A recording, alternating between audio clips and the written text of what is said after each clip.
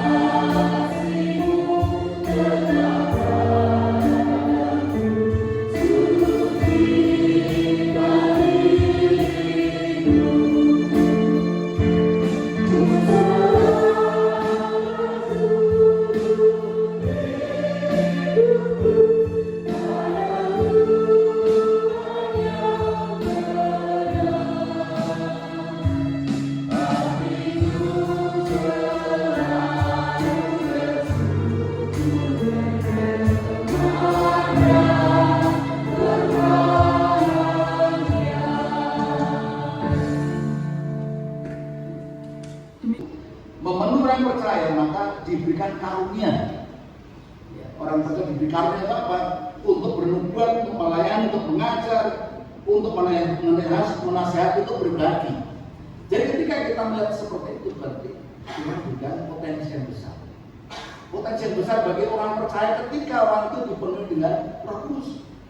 Dan ketika orang dipenuhi Roh Kudus, Bapak Ibu menerima kuasa, power dari Tuhan, dari surga untuk dapat melayani. Firman berkata dalam Kisah 1:8, tapi kamu punya kuasa kalau Roh Kudus turun ke atas kamu, dan bersaksi di Yerusalem, sebelum dia Samaria sampai ke ujung dunia. Satu perubahan itu. Ketika Bapak Ibu mencermati Galatia pasal 5 ayat 22-23, maka di sanalah kita bisa melihat warna adalah kasih, sukacita, damai sejahtera, kesabaran, kemurahan, kebaikan, kesetiaan, kemenangan, penguasaan diri. Ini minimal ada dalam hidup orang percaya. Amin Bapak ya. Amin. Ketika kita memenuhi hati kita, memimpin kita, itu ada pada kita. Tidak lagi jadi orang yang pemarah, orang yang emosional, yang lagi begitu.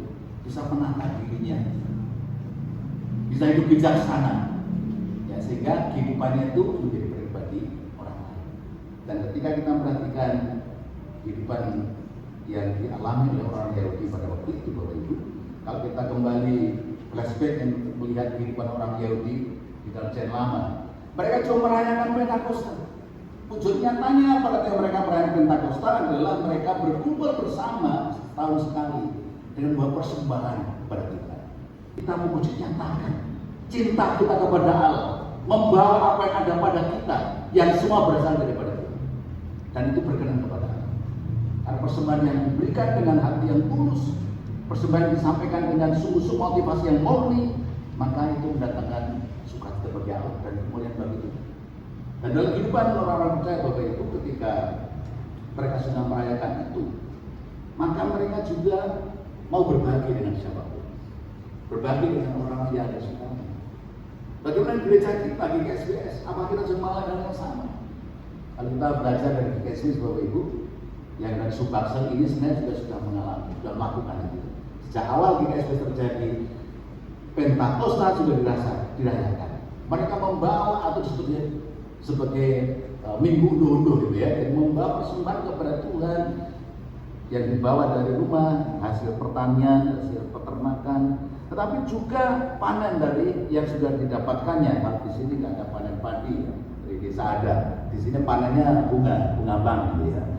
Dapat bunga bank diberikan kepada Tuhan melalui pelayan di gereja. Jadi ada yang natural sifatnya, tapi jadi natural. Dan apa?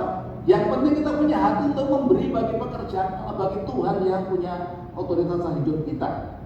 Dan ketika kita punya hati untuk Tuhan, maka kita akan berkorban melakukan yang terbaik. Dan hendaknya Bapak Ibu, doa yang kita bawa ini merupakan wujud nyata kita itu punya kedekatan dengan Tuhan, punya relasi yang baik dengan Tuhan. Kalau orang punya relasi dengan Tuhan, Bapak Ibu punya satu pemahaman bahwa yang ada padaku bukan milikku, tapi milik Tuhan. Yang diberikan kepada untuk kita kelola baik kemuliaan nama Tuhan.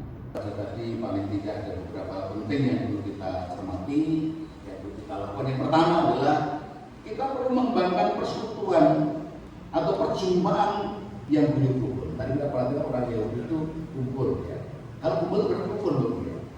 Kalau enggak kumpul nggak kumpul biasanya ya. Atau kecuali dipaksa, paksa dan mati maka kumpul gitu ya. Tapi biasanya kalau orang hadir di sebuah persekutuan itu hadir karena apa? Guyup kok aku datang. Aku harapkan bisa menikmati percakapan dengan saudara yang lain, komunikasi dan seterusnya. Ya.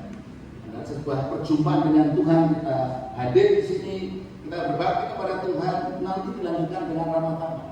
Jemaat-jemaat, ya, harus ramai-ramai ya. Mungkin beberapa kunjungan, doa, kita kan beberapa jemaat. Jemaat dikuatkan melalui kehadiran kita. Dan ketika kita juga memperhatikan kehidupan dalam rangka kita melihat untuk pemain kebenaran, maka dalam PAP pun kita juga belajar bagaimana menghargai pendapat orang lain dengan mengapresiasi apa yang disampaikan oleh saudara-saudara kita. Menjadi kesaksian yang hidup yang baik di tengah-tengah masyarakat kita. Ya. Jadi kita menjadi berkat bagi masyarakat. Saya selalu ingat visi gereja kita, jangan sampai dilupakan visi GKSBS. Apa Bapak Ibu visinya? Jadi gereja yang jadi berkat. Gereja yang jadi berkat bagi masyarakat. Itu terjadi Roh Kudus memimpin kita, Roh Kudus menasihati kita. Kalau enggak, itu hanya sebuah statement saja. Tapi kalau Roh Kudus pimpin kita akan buat. Gimana kita jadi berkat masyarakat? Ramah dengan siapapun, dengan tetangga kita, komunikasi, peduli pada mereka, membantu mereka, menolong mereka. Jadi kita membuatkan satu sukacita tersendiri dalam kehidupan orang-orang yang besar kita. Jadi bagaimana kita menjadi saksi dalam masyarakat Bapak Ibu, secara verbal dan non verbal, menjadi saksi secara kata-kata, tapi juga dari hidup kita. Kita untuk memimpin kita dalam kehidupan kemuliaan Tuhan, sehingga kita bisa berkata-kata yang benar, berkata-kata yang dengan kasih, berkata-kata yang menjadi berkat. Kita juga mau untuk belajar mengampuni saudara kita, tidak menyimpan dendam, tidak menyimpan kesalahan, rugi Bapak Ibu. Jadi kalau orang itu sudah di Roh Kudus, nggak ada namanya dendam, nggak ada, benci nggak ada, yang ada kasih yang berlimpah-limpah. Kalau ada orang lain salah membuat kita nggak nyaman, kita ampuni dia, kita lupakan perbuatannya bukan orangnya. Ya, jangan-jangan lupakan orangnya, enggak. Orang yang kita kasih, mengasihi dengan iman. Perbuatan itu lupakan, tapi kita mengasihi mereka sampai pada saatnya mereka diubah Tuhan di dalam pimpinan Roh. Sehingga dengan demikian Bapak Ibu, ketika kita semua dipimpin Roh Kudus, maka akan membuat dampak yang sangat besar. Tadi katakan orang yang melihat tercengang-cengang, heran, kagum, gumun saja. Melihat orang percaya kok itu luar biasanya. Orang sederhana bisa melakukan hal yang luar biasa. Karena apa? Roh Kudus yang bekerja. Maka tiap hari, tiap saat hidup dalam pimpinan Roh, sehingga menjadi kehidupan kita. Nama Tuhan akan terus kita permuliakan. Selamat merayakan hari Pentakosta. Tuhan Yesus memberkati. Amin. Amin. Mari kita waktu untuk bersatu di sini. Thank you.